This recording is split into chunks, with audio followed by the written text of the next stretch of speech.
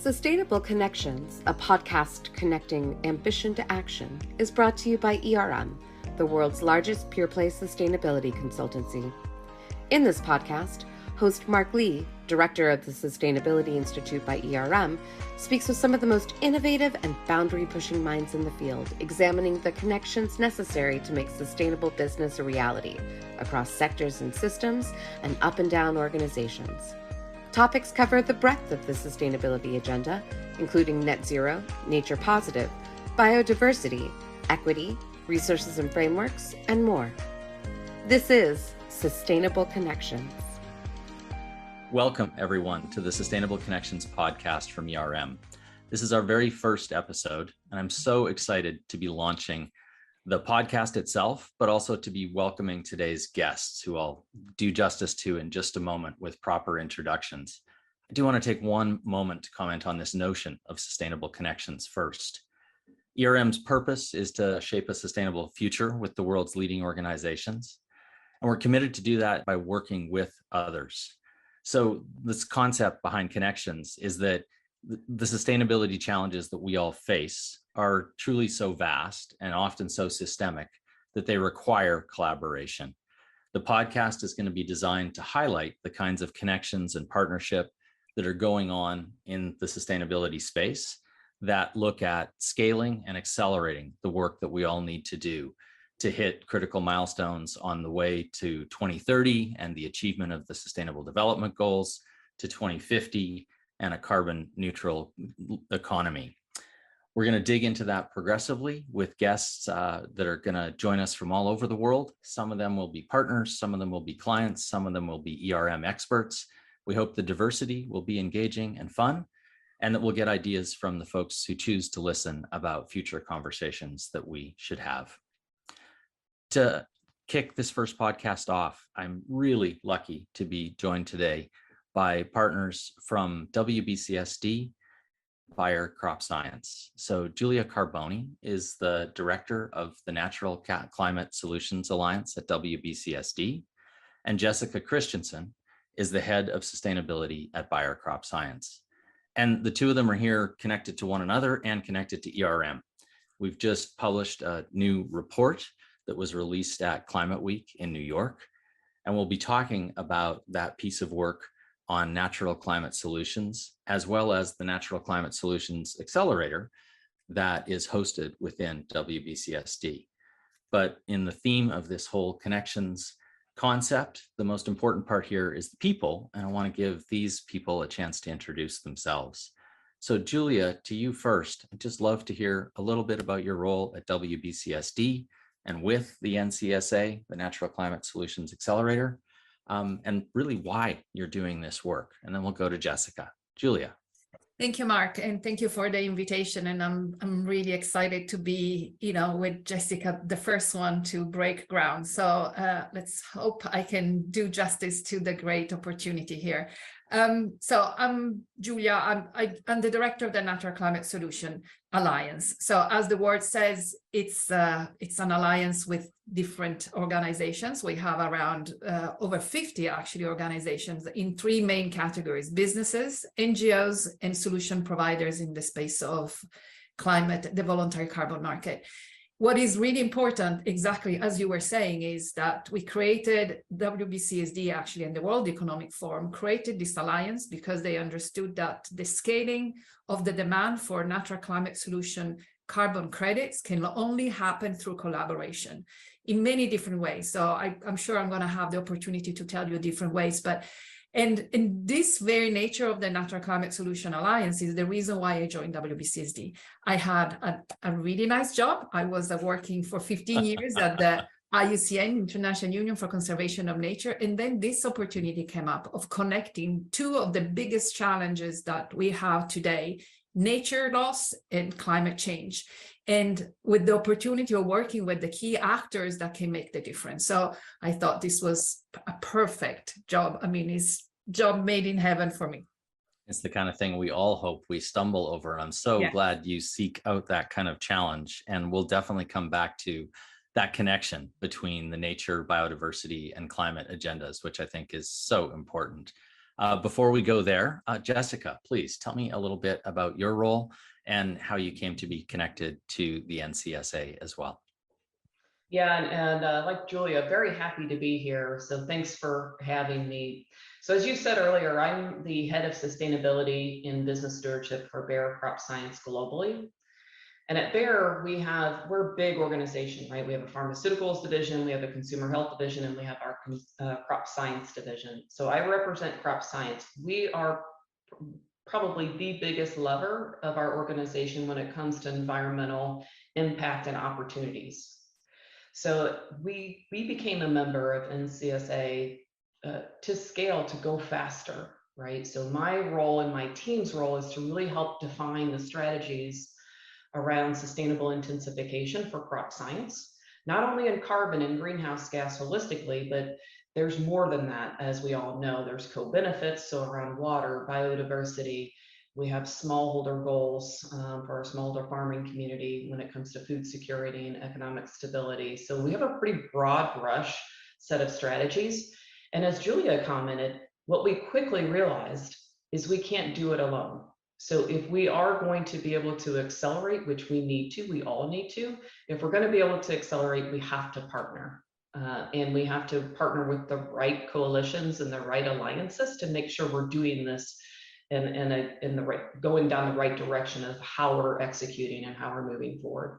So really happy to be here and be part of this group as well, and to talk more about the CEO guide as well as other topics. Great. Well, welcome both. And again, thanks so much.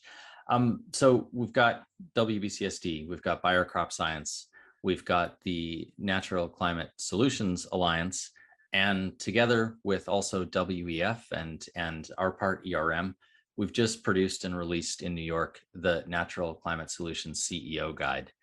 Giulia, maybe I can come to you again first as the director of the program. Why the guide? Why now? You know, why was this sort of an early endeavor for the Alliance? Yeah, so thank you, Mark. Well, we thought it was really important to capture some of the learnings of the NCSA developed in the first 2 years, which were very much focused in understanding how a business is could use natural climate solution voluntary carbon credits in their journey to net zero.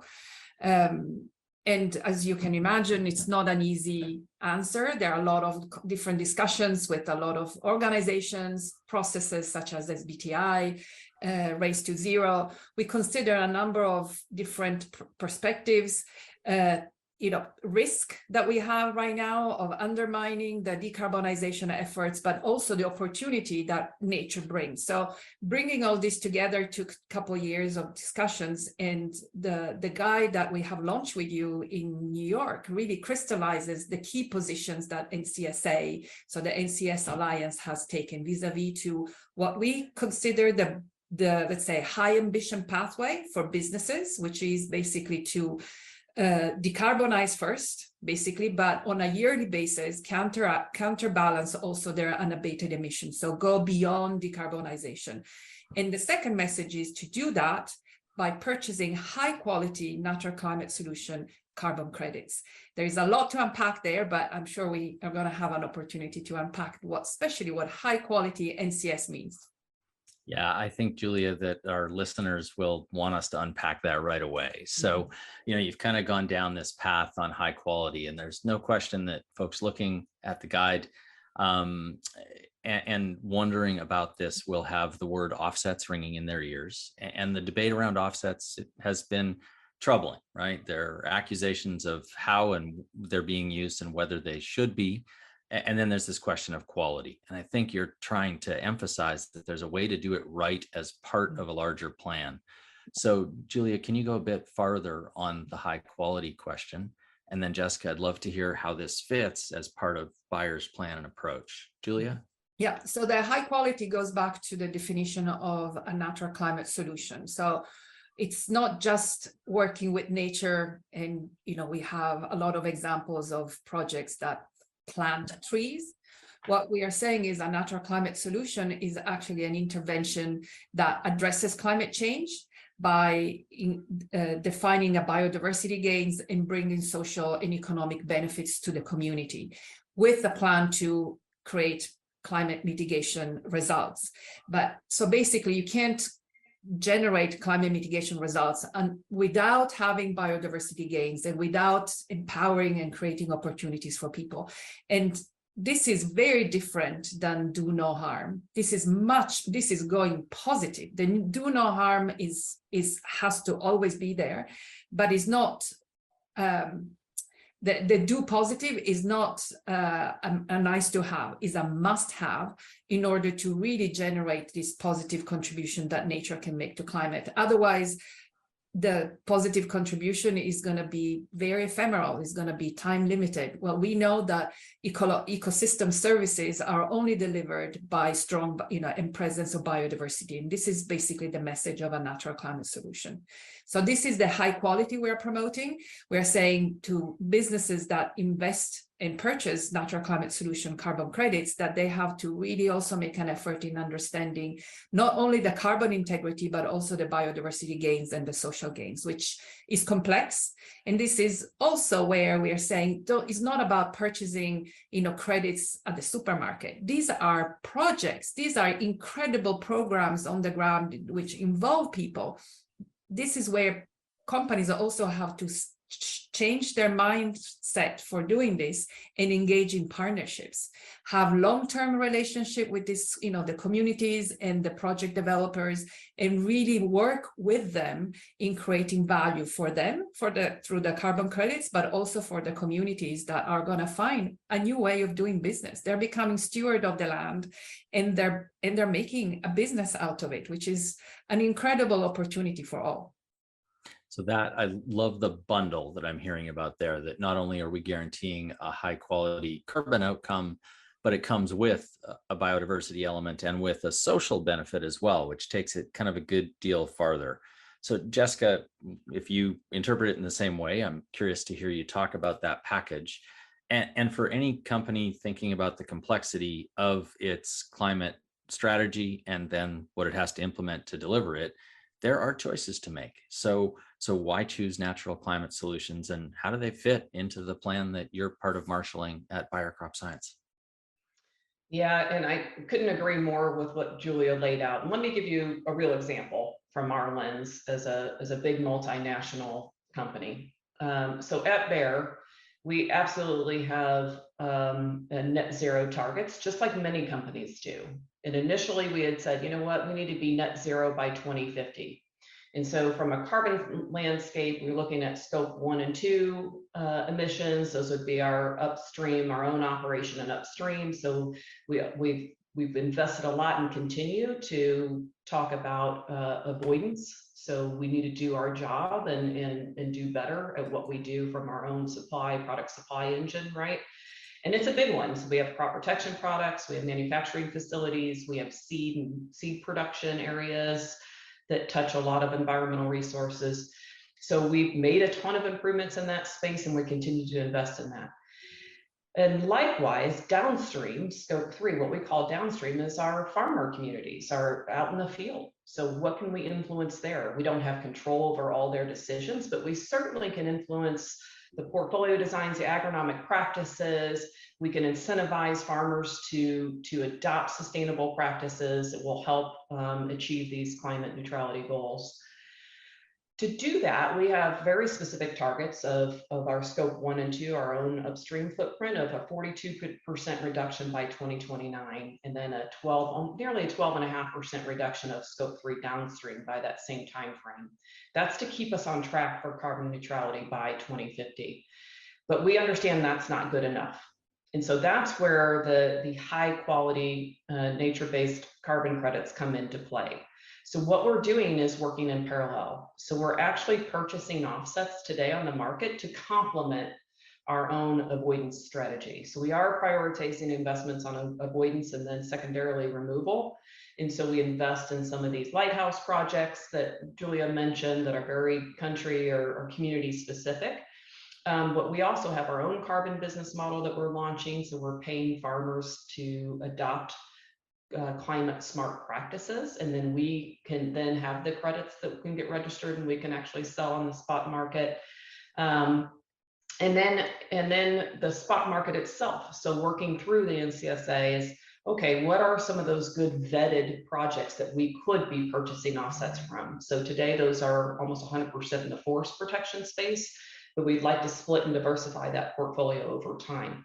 The high quality part is super critical, you guys, because if they're not, then you're going to potentially have the opposite effect of what you want, where it could be climate damaging if the market gets flooded with credits. As Giulia said, I like the supermarket analogy, Giulia. You can't just go to your online shopping cart and pick out some carbon offset credits, right? Like you do need to understand what they're linked to, need to understand the permanence of them, where are they really coming from? Are they science-based, and vetted from a targets initiatives, data initiatives? So all of those things matter.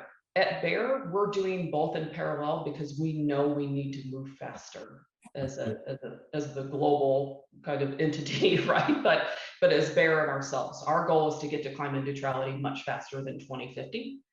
And to do that, we need to march in parallel, both with our own operations as well as purchasing offsets and supporting these projects that have the climate benefits. Okay. You've just done an amazing job taking something incredibly complex and breaking it down into lots of component parts. And it's still hard to get my head around. And I kind of swim in this lane as well. So there's so much going on. I wonder if we could make this a bit more specific by you, Jessica, telling us about one of the lighthouse projects that you've come to be involved in. And then Giulia, I'd love to hear about the vetting, because I think that'll be one of the questions on people's minds. Jessica, is one of the investments playing out enough that you can give us that example? Yeah, so one of the lighthouse projects and areas we're investing in right now is around looking at long-term permanence type solutions such as biochar. So we're working with different companies and regions in this space, and biochar basically is a way to give back to the soil, right? How do you accelerate and capture more carbon in the soil faster, right? So there's lots of investments in startup companies and technologies, and there's lots of projects that are ongoing in specific countries that can have a big impact. So that's just one example, but we definitely do a lot with in the forest space too, with different collaborations in Brazil. We have lots of different lighthouse projects, country by country, honestly, that we're taking a look at.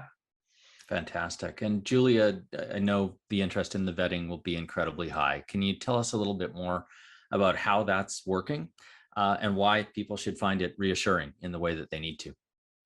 Yeah, so we have, as NCS Alliance, a program that is supposed to, is there to promote stories from, a number of projects. And the idea was to create trust in the businesses that want to purchase, to explain what is an NCS project, right? Because it's become so difficult to have a conversation without the details. So we said, okay, let's research what are, good projects out there that actually have demonstrated that they have biodiversity gains, social gains, and of course, carbon integrity. So these are the lighthouse program that the NCS Alliance has. We have criteria that very much match the criteria that are used by CORSIA, which is the airline, accreditation system. And therefore, we only take basically projects that have been validated and verified by one of the carbon programs that has been accredited by CORSIA. I know it's a little complicated, but at the end of the day, we are back to certification, because it is important that there have to be systems that certify that the project has been implemented according to plans, that has delivered according to plans. Now, the only challenge we have at the moment, well, no, there are plenty more than one. Sorry.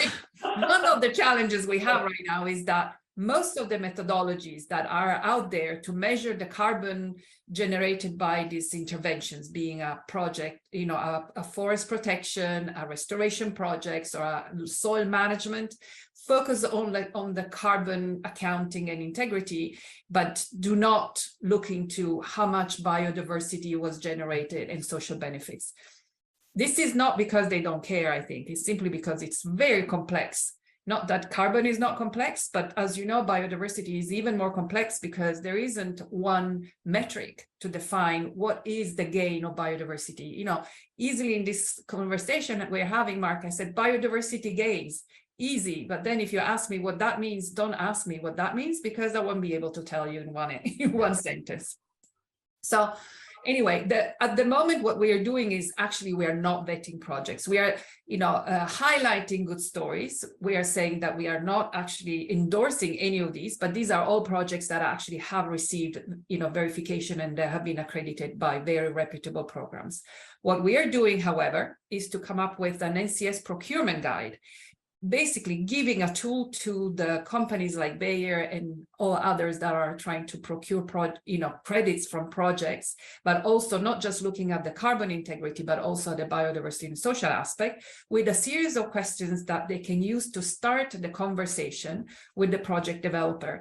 And therefore, with that, understand how much these projects are also generating in terms of biodiversity gains and social benefits, with the hope that in the future will develop in something more formal. But at the moment, we are not in the position of creating anything too formal. There are a lot of other movements in the sector, such as the Integrity Council, that is trying to establish like a benchmark approach to assess existing carbon programs. So at the moment, we are letting that process get to the end and finish its finish its journey, and then we'll see what we need to add in terms of biodiversity and social aspects. Yeah, there are so many parts. And one of the things that I try and sit with is that if we want to solve these incredibly difficult problems, the solutions are going to be complicated, and we're going to be figuring them out over time. And there's probably going to be a good degree of testing and failing. And maybe the notion of testing and experimenting is where my next question will lead us. So we've been talking about about natural climate solutions, and we've referenced that a CEO guide has just been published. In your introductions, we also talked about the fact that, Giulia, you're the director of the Natural Climate Solutions Alliance. And then there's also an accelerator. And so I'm picturing the Alliance and the accelerator as the places where stuff gets tested and maybe gets broken, but things eventually get done. So Giulia, can you explain the Alliance? And Jessica, you're an early member of the accelerator, and maybe you can talk to us about the accelerator. Giulia? Yeah, so the Alliance is really there to create these tools and approaches by bringing together not just the business and not just the solution providers, but the 2+ conservation organizations that often played a very critical role in the development of this project as technical assistants. So the 3 groups are really fundamental to generate good, natural climate solution credits. And at the early stage, when we start thinking about how do we accelerate, how we create this demand, because the aim of the NCS Alliance is to catalyze demand for high quality. We realized right away that we can't have a conversation only with businesses, because the solution is not just about the demand. It's really about bringing demand and supply and all the players together. So that's how we created this group. We have a lot of organizations that are part of it. And what I say is often, this is a group of like-minded organizations and like-minded individuals that believe that NCS can make a difference in climate change, and can also make a difference in reversing the loss of biodiversity. And together we are developing tools. So for example, the guide that we have done together is part of our work stream focusing on awareness raising. So we do that. We do, for example, webinars for national association to help them understand the voluntary carbon market and how NCS carbon credits fit in the voluntary carbon market, with examples, testimonials. You guys are always, ERM is always there speaking about the business case, and then we are talking about the procurement.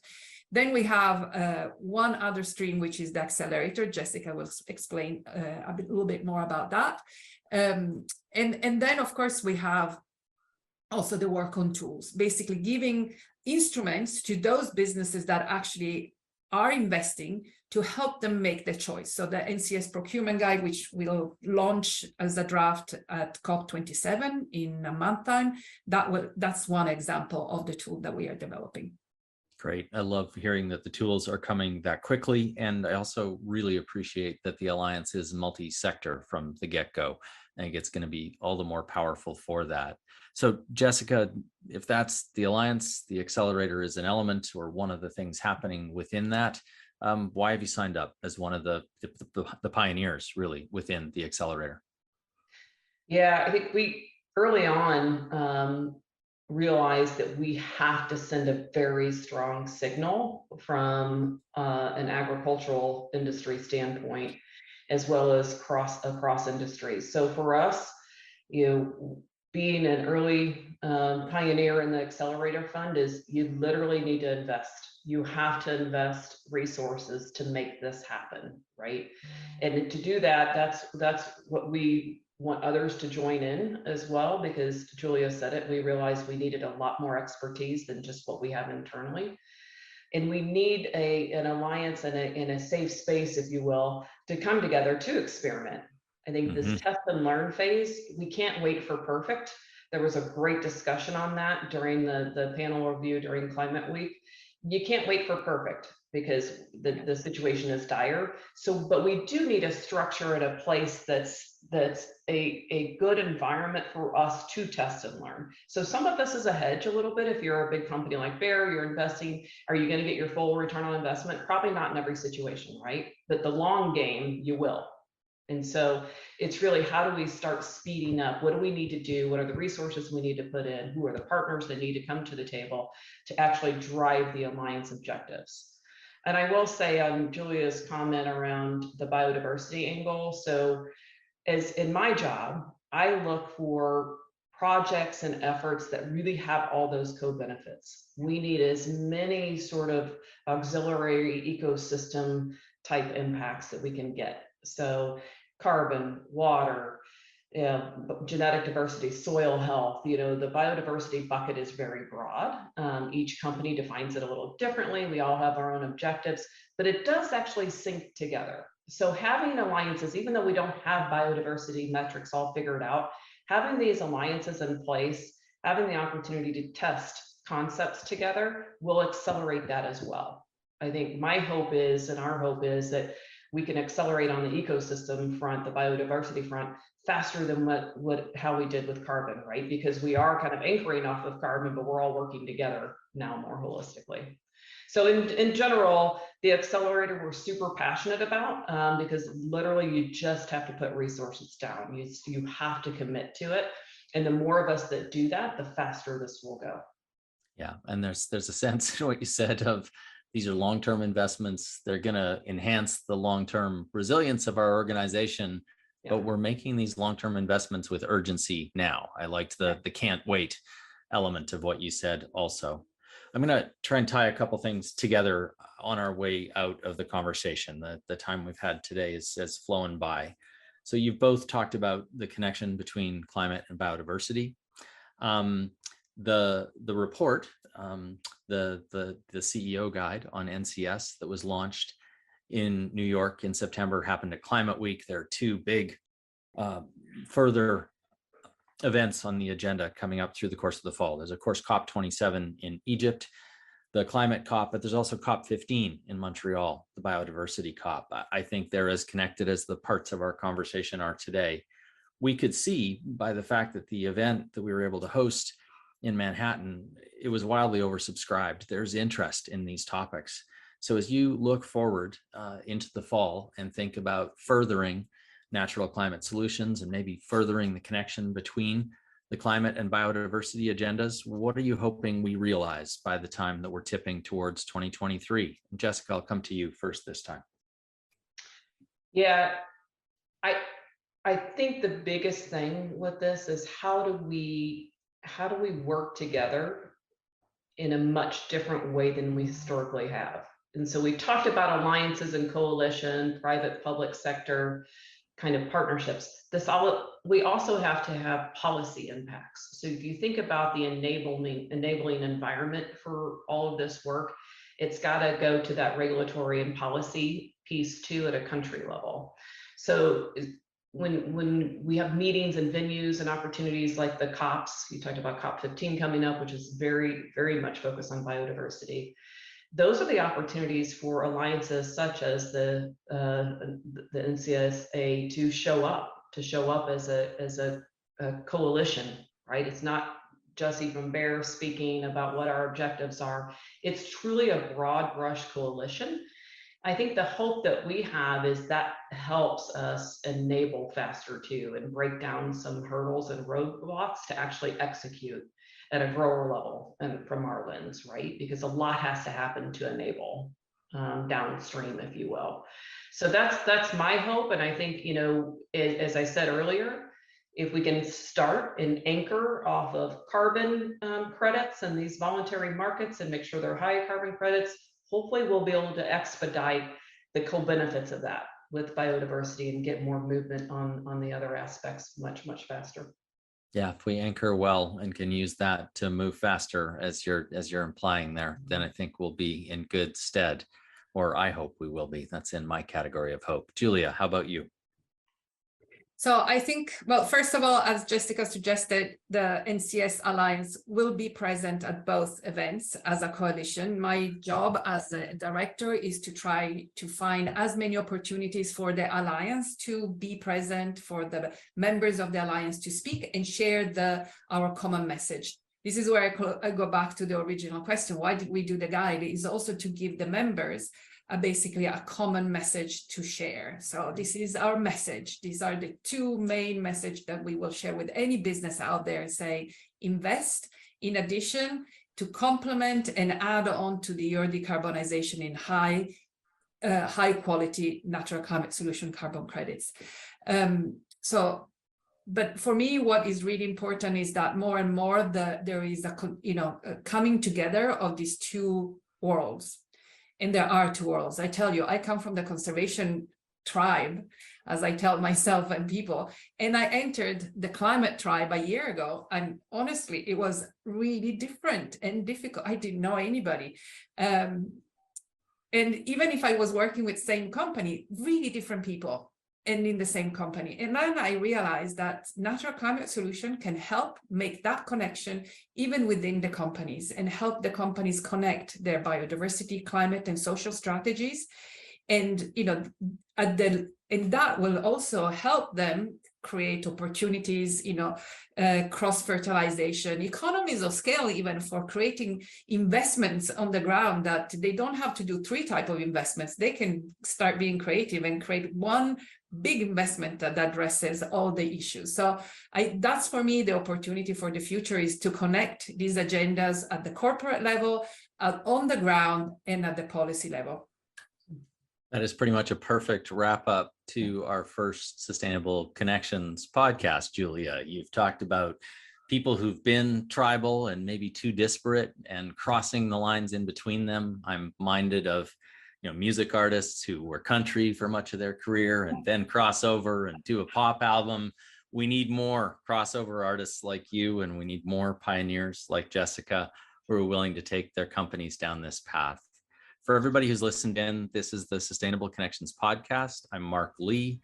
I've been talking to Giulia Carbone and Jessica Christiansen. The report we've been talking about is Natural Climate Solutions and the Voluntary Carbon Market, a guide for C-suite executives. Dig in there if you'd like to learn more, and thanks so much for listening. Hi again, everyone. We're continuing our first episode of the Sustainable Connections podcast. I'm here with my colleague, Aiste Brackley, who I have had the pleasure of working with for the better part of a decade now. And Aiste, maybe you can introduce yourself in a bit more full. Thank you, Mark. I'm Aiste Brackley. I'm the Associate Director at the Sustainability Institute by IRM, and I'm delighted to be here as part of the first episode of our podcast. I'm based in the Bay Area, and just like Mark said, we've been working together for many years, and I think this podcast will be just a great contribution to the conversation that's happening in the field. Sure hope so. The podcast, Aiste, has this connections theme, and Giulia is at WBCSD, where she's embedded in the Natural Climate Solutions Alliance. She's the director of it. But WBCSD has been like an essential partner to ERM over so many years. ERM was actually a founding member of the WBCSD, and the Sustainability Institute by ERM, which launched in 2020, has done more than one project with WBCSD already. You've been part of each of the research pieces of work that we did with them. Can you just talk a little bit about WBCSD as a partner? And then we might go further on the notion of collaboration itself. But what's your experience been with WBCSD as a partner? We've produced several publications. ERM also takes part in a number of expert groups. So some of our leaders from inside ERM have an opportunity to go and be part of kind of various working groups on hydrogen, for instance, energy security, and so on. So they're really not just a long-standing collaboration that we have with WBCSD, but also on multiple topics. And I would say it's a partnership, obviously, that works for both sides. That's why it has been so successful. For us at ERM, I think it was very interesting what Giulia mentioned, the coming of tribes. We really need to kind of broaden, all of us, we need to broaden our agendas and reach out to different organizations to work with. So for us at ERM, I think that has been really important with WBCSD. It's an NGO partner that brings kind of different ideas to the table, and also brings a lot of different companies and members to the table that we are able to work with. I think you're building really the meaning of the word partnership. We've done two specific things with them over the couple of years since the Institute launched. One of them, right at the moment of our becoming an organization, was building business resilience for the Decade of Action. And then very recently, in the subject of our podcast with Giulia and Jessica, we have just produced Natural Climate Solutions and the Voluntary Carbon Market, a guide for C-suite executives. So you were an author on the project. You were deeply embedded in the partnership with WBCSD, the World Economic Forum, and the Natural Climate Solutions Alliance that produced this product. What are the C-suite executives supposed to take away? If I'm a decision executive in a company and I'm curious about natural climate solutions, what's my action? What do I do with this? The main message is that decarbonization of your value chain, wherever you are, in whatever industry and sector, is your top priority. There's no question. But it's not enough. We are well behind our climate goals, and especially 2030 is approaching really fast. And for some industries, and many of those industries we work with at ERM, decarbonization will take a long time. And all of us need to think not just about our value chains and decarbonizing them as fast as possible, but also about global climate goals. And in order to reach them, companies need to do more. And the most effective way to do that, especially before 2030, is through natural climate solutions. NCS is here, it's available. It's hugely effective at the moment, much more effective than any offsets related to technological solutions. If they can take away that message and discuss it internally within their organizations and the investment they're willing to take, that will be a big success of this guide. Yeah, I hope for that very much, and really hope also that people have ringing in their ears what Giulia and Jessica both said about the fact that this is beyond just carbon, that natural climate solutions deliver climate benefits. They also must deliver biodiversity and social, community, societal benefits along with them. Aiste, one final question for you today, I think, and then we'll let our first episode of Sustainable Connections kind of go into the world, which is where it belongs. And it's about the launch event that we held in New York for the new guide. So obviously co-hosted with WBCSD and the Natural Climate Solutions Alliance. We were able to hold it at KKR at their head offices in Manhattan during Climate Week. The event was wildly oversubscribed, and that just says to me something about the readiness of the moment for this topic. You were there. I just wonder if you can give us a sense of the feeling in the room and maybe what that made you think will come next. In many ways, I think we were able to achieve, a good participation and a good discussion in the room because we had, again, through partnerships and connections, we have several organizations coming together to make this happen. So, of course, we had ERM, we had WBCSD, we had Natural Climate Solutions Alliance, and at the same time, we also had KKR, the private equity majority owner of ERM. And all these organizations were able to get very different people in the room. And if we truly, and I think we touched upon it as part of the conversation with Giulia and Jessica, if we want meaningful progress, we have to have all these people in the room. We need investors, we need companies, we need NGOs. The only people we didn't have in the room were policymakers, and I hope sometime in the future we will have them.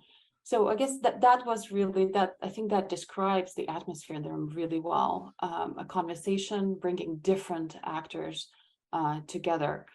And the other thing I will say is that, while there is, I would say, we're coming to the realization that 2030 goals, we probably missed a lot of them. It's really unfortunate, but there's also optimism in the room. And a lot of that optimism comes from the ability to make connections between, different topics like nature, biodiversity, social issues. I think we understand much more how to tackle climate issues together with other challenges that we face in society. And with that broadening of the agenda, I think we're able to get more people on board. I think there's no question that everybody cares about nature. And by getting people to care more about nature, we're also able to do more for climate. So I think that was another really big takeaway from the event. Yeah, I wish it wasn't necessary to accept that some of the climate goals that we set for this decade probably have slipped past us, but I think that's necessary. And that if we can kind of accept that and move on and do what we are now informed and able to do, then there's still so much opportunity for success. Appreciate also all the work that you did to make the Natural Climate Solutions and the Voluntary Carbon Market Guide come together, and just appreciate the chance to have worked with you for so long. It's fun to be on the journey together. Thanks so much, and we will wrap it up there. To keep connecting and learn more about how ERM is shaping a sustainable future with the world's leading organizations, visit ERM.com and subscribe to the show on your platform of choice. To learn more about the Sustainability Institute, visit sustainability.com. And be sure to join us for our next episode.